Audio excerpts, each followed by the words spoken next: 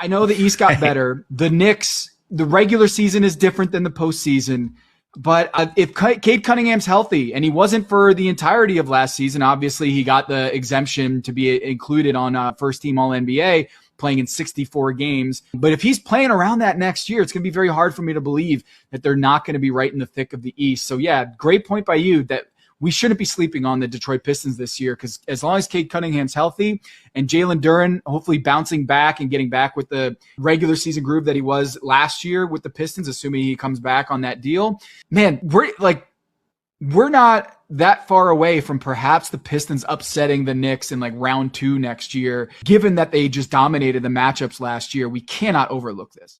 So, it's a good question. Did the Pistons get better?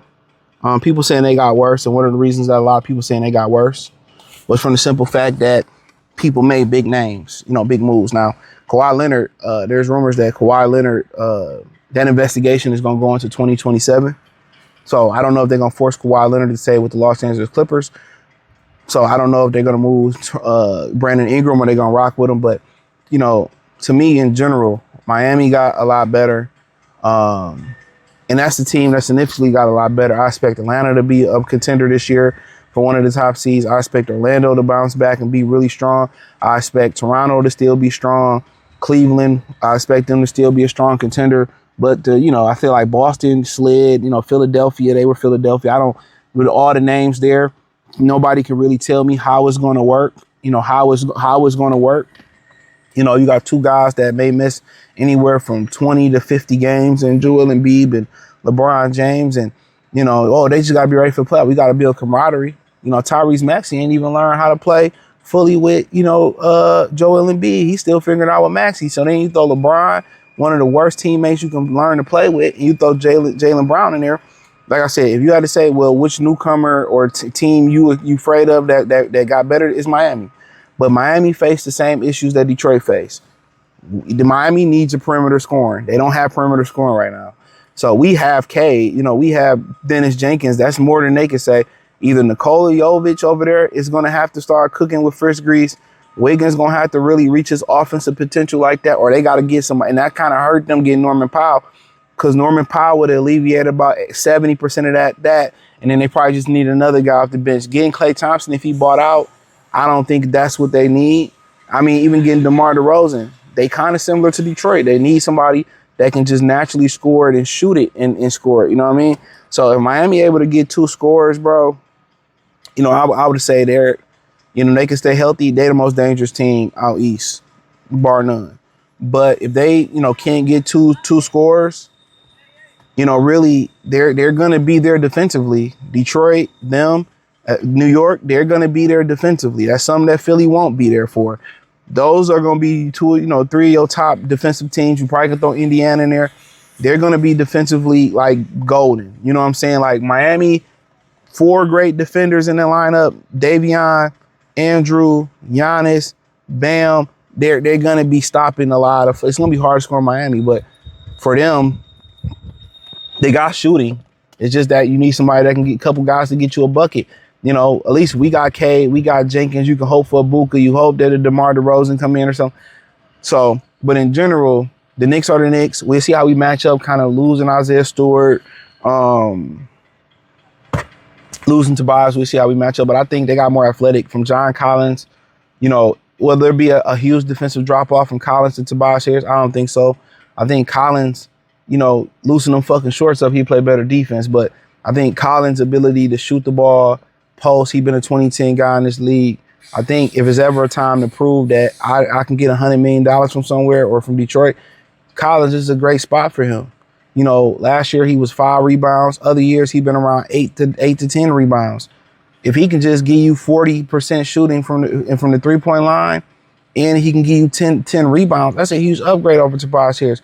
I think JB is going to make sure he defends. I mean, I spoke about Duncan Robinson. Everybody talking about Duncan is so terrible. I love Duncan Robinson. He came in here last year and he busted his ass defensively. You know what I'm saying? He busted his motherfucking ass defensively. So if they can get that same hustle out of John Collins, that's an upgrade. From a guy that shot 31% from 3 to a guy that shoot 40% from 3. A guy that got 5 to 6 rebounds a game, a guy that can get you 10 rebounds, a guy that's been a 2010 guy in this league, all-star, still fairly young, a guy that's a lob threat, not just a Jalen Duren, gonna create more space. Huge upgrade.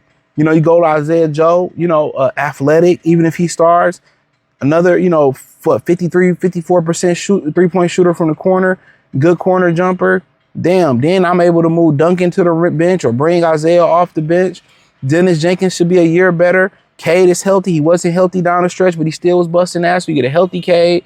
You get Isaiah Joe on a 1-year left deal for $11 million.